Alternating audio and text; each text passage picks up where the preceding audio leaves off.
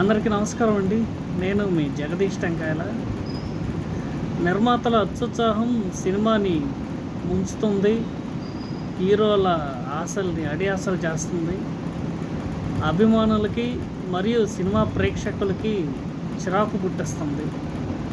దీనికి నిదర్శనమే ప్రొడ్యూసర్ నాగవంశీ గారు ఈ మధ్య war cinema pre release event అప్పుడు కొంచెం ఇన్మెచ్యూర్డ్గా మాట్లాడారు.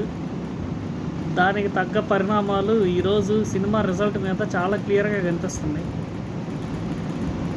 టాలీవుడ్ ఇప్పుడు బాలీవుడ్ కన్నా మనం ఒక్క టికెట్ అన్నా ఎక్కువ నెట్ తీసుకురావాలి, అభిమానులే సినిమాని కాపాడాలి, సినిమా బాధ్యతను మొత్తం అభిమానులే మోసేయాలని చెప్పేసి కొంచెం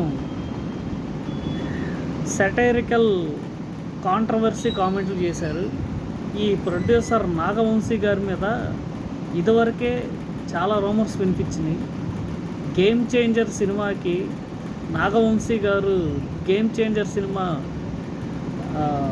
డిజాస్టర్ అవడానికి నాగవంశీ గారు కీ రోల్ ప్లే చేశారని, గేమ్ చేంజర్ సినిమా నెగిటివ్ టాక్కి నాగవంశీ గారు చాలా బాగా కృషి చేశారని చెప్పేసి ఒక రివ్యూ రైటర్ మీడియాకి ఇచ్చిన ఇంటర్వ్యూలో పేర్కొన్నారు.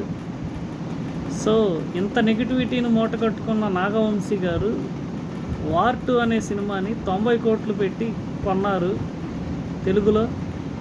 అతను డబ్బులు రాబట్టుకోవడానికి ఆయన చేసిన విన్యాసాలు అన్నీ ఇన్ని కాదు. ప్రొడ్యూసర్ కోసం నాకు తెలిసి ఎన్టీ రామారావు గారు కూడా ఫస్ట్ టైం ఆఫ్టర్ చాలా ఆడియో ఫంక్షన్ల తర్వాత తాతగారి గురించి మాట్లాడడం జరిగింది. లేకపోతే అది అతని వ్యక్తిగత ఒపీనియన్ మనకు తెలియదు. వెలసి ఈరోజు సినిమా మీద ఈ నెగిటివ్ ఇంపాక్ట్ అనేది చూపిస్తుంది. సినిమా ఫస్ట్ బెనిఫిట్ షో దగ్గర నుంచి డివైడ్ టాక్తో వెళ్తుంది.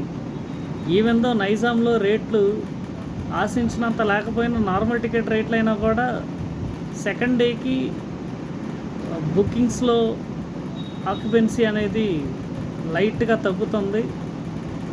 దీంతోపాటు కూలీ సినిమా కూడా రావడంతో దీని ఎఫెక్ట్ ఇంకా చాలా ఎక్కువైంది.